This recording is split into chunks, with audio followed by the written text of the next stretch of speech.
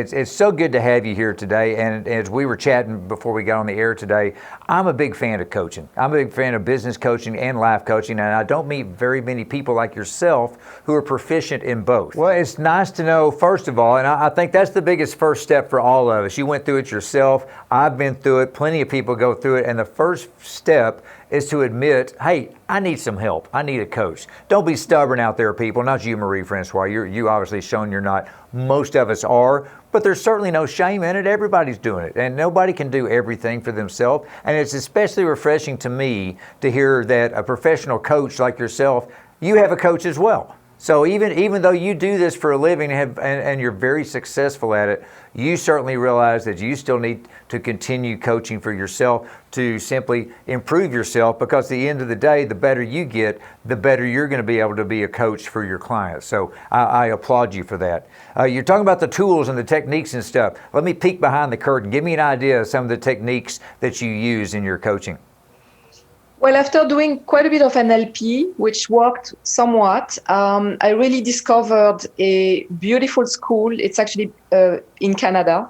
And the school is all about polarity. So polarity work is a little bit like NLP for people who are familiar with neuro-linguistic programming. It goes deep to the subconscious mind, the same way as NLP can do. But to me, it worked even better than NLP. So that's why I decided to marry this school in me, where, I graduated from their certification coaching program, which took me 2 years. And then I became a master coach for them, which, means that I'm pretty much coaching other coach or to use those tools that are so powerful. And so to answer your question, polarity is a duality.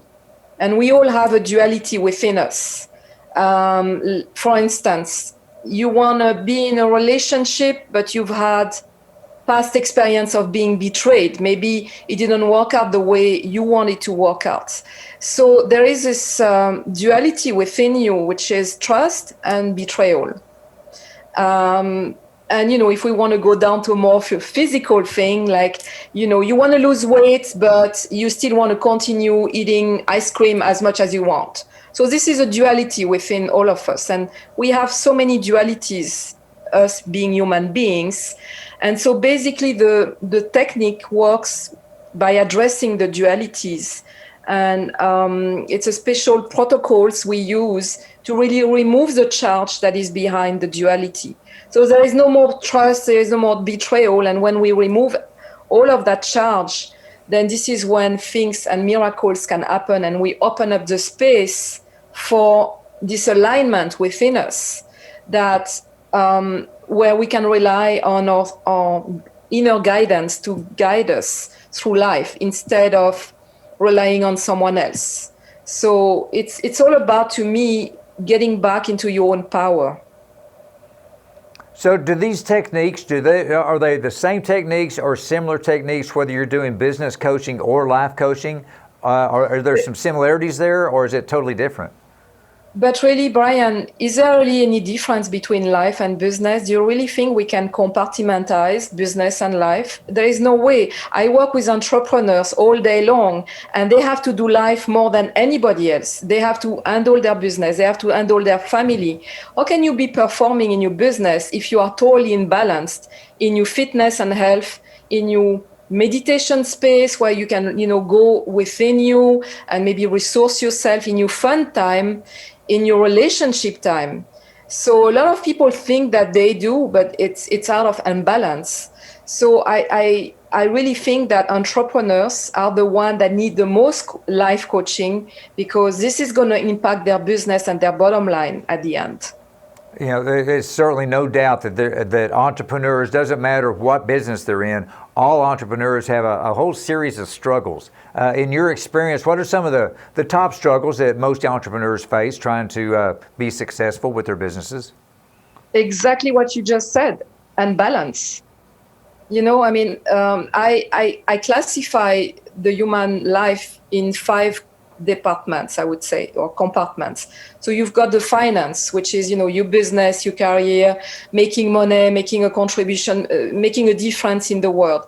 Then you have your fitness and health, which includes your nutrition, the way you treat your body, the way you how much sleep you get, and everything. Then you've got your family relationship, which is a third F. Family relationship, or you are basically in relationship, the amount of love you give, the amount of love you receive. This is all important part of life, right? And then you have the fun, the fourth F, which is a fun, being with your friend, enjoying life, being in the present moment. And which one am I missing? The faith, which is the last one. Faith and spirituality. Having faith in yourself, having faith and believing in yourself.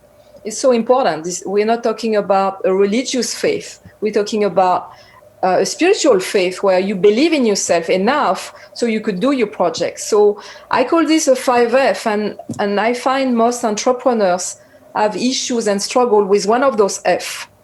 And those F, so it could be your health, it could be your relationship space, and it's going to affect eventually your business. If you don't have any health, how can you sustain a business? It's good to make money, but what if you don't have any relationship to enjoy that money that you're making? What's the point in life, really?